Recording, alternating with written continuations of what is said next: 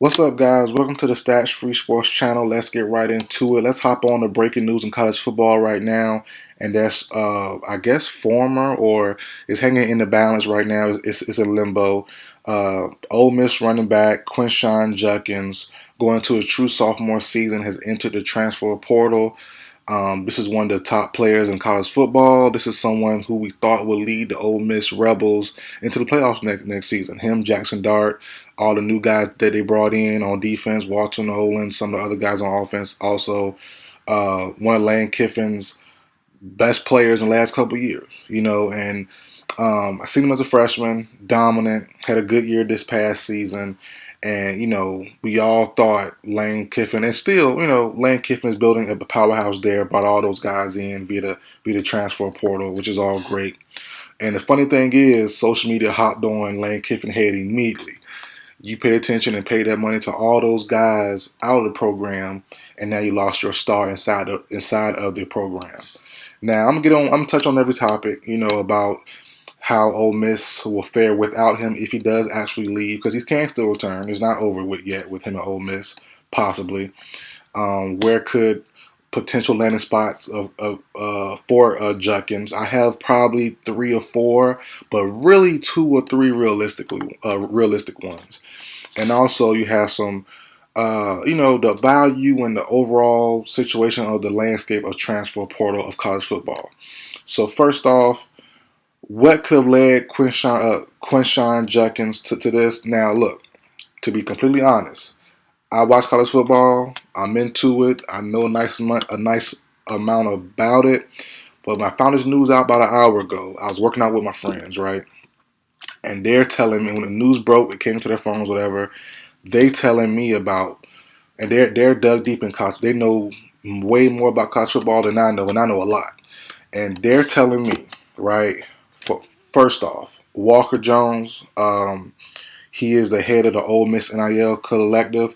He retweeted and liked a post from an Ole Miss reporter saying, quote, "Do not overpay for a running back," end quote. So when the head of the Ole Miss NIL collective, who is Walker Jones, and it's verified now, if I verify that myself, if he retweeted that and like that, then that means it must be about money. So it is about money, most likely, right? So if that's the case, um, why didn't they pay him? And I can say this honestly, they don't really need. And he's a great player. Don't get me wrong. He's ran for almost 3,000 yards. I think accurately about 2,700. He scored about 34 touchdowns. And to be accurate on his yardage, he scored about 2,700 yards, pushing 3,000 yards in his first 2 years. He scored about 34 touchdowns. He's a very good player. Like I said, a surefire first round pick in my opinion in 2025 draft. He is like that. But just like in the NFL, college football is the same way. There are guys behind you that can play. There are guys behind you that can make things happen, that are top notch recruits, that are NFL bound, or NFL is in their sights, or NFL is in their dreams. And they can make things happen. So he's not the end all be all. He will not, if he does end up leaving, that being Quinshon Judkins, he is not the end all be all for the Ole Miss season. Now he will be a loss. He is elite. He does what he does. And it also, some of my friends also told me that, from where they see things at, he's valued at about 500K for the NIL. That's what he should be making, around that value. And reportedly, what they tell him, take it all with a grain of salt. These are one of my friends working 9 to 5. Great jobs, great careers, all that good stuff. But they're telling me that Quinshon Judkins reportedly wants about 2 times that. So around 1.5 milli, 2.5 milli, he wants that bag. Now, I'm not gonna lie. There's nothing wrong with that. We already know tampering goes on. We already know free agency. The transfer portal is free agency, right? Cool. But is he gonna find 1.5 million? I don't know. Will Bama pay that? Who's a team who's in question that could want him? Will Bama pay 1.5? I don't think so.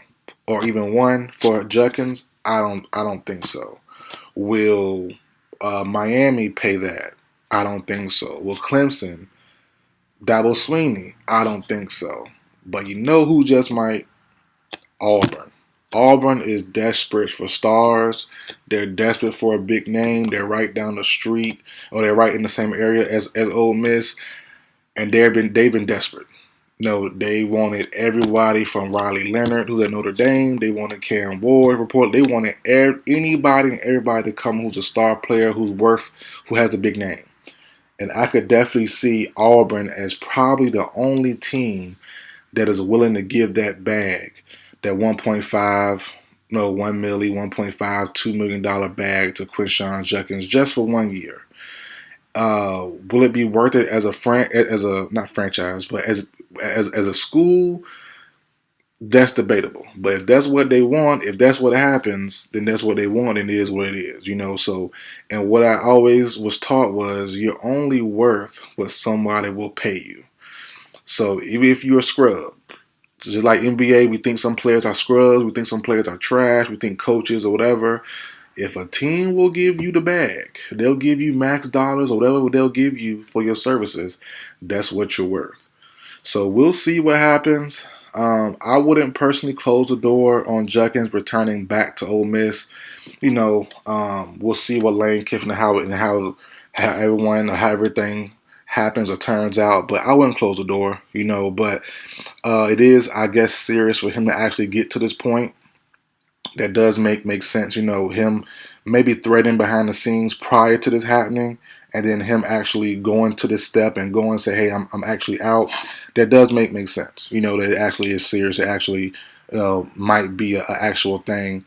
But as I said before, man, he's a great player. Another historical stat.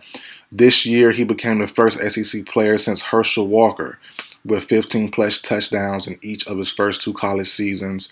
Like I said, he's top notch. I seen him last year play for the first time as a true freshman. Phenomenal, man.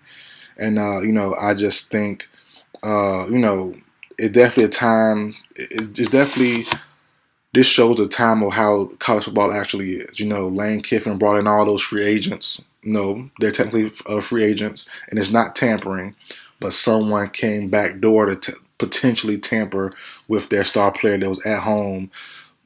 I guess chilling. Not chilling, but he was at home, a part of a new not dynasty, but part of a new top-notch team, a team to be reckoned with, a team who might be in the top 5 of the college football rankings going into the spring and going to the summer. And now, he's looking to dip off for whatever reason, probably as I said earlier, most likely because of money. I've been scouring Ole Miss Twitter, just looking at other Ole Miss accounts and stuff like that and seeing what their thoughts were. A lot of people aren't tripping on it. A lot of people don't mind him leaving. And as I said earlier, the way, especially college football, it's so many 5-star, 4-star good players behind. And it's a bunch of depth everywhere: quarterback, receiver, lineman, running back, especially at all those skill spots. You don't really need to have a super duper great guy. You need someone who can do the job and do it well. And as I said, someone behind him could be great as well. You don't know until you find out. So with that being the case, man, I like Judkins a lot. I hope if he does want the bag, I hope he gets the bag. No doubt about it. I hope everyone gets what they're looking for and gets the money because the NFL, like how people say, it's not for long, and we could definitely see Quinshon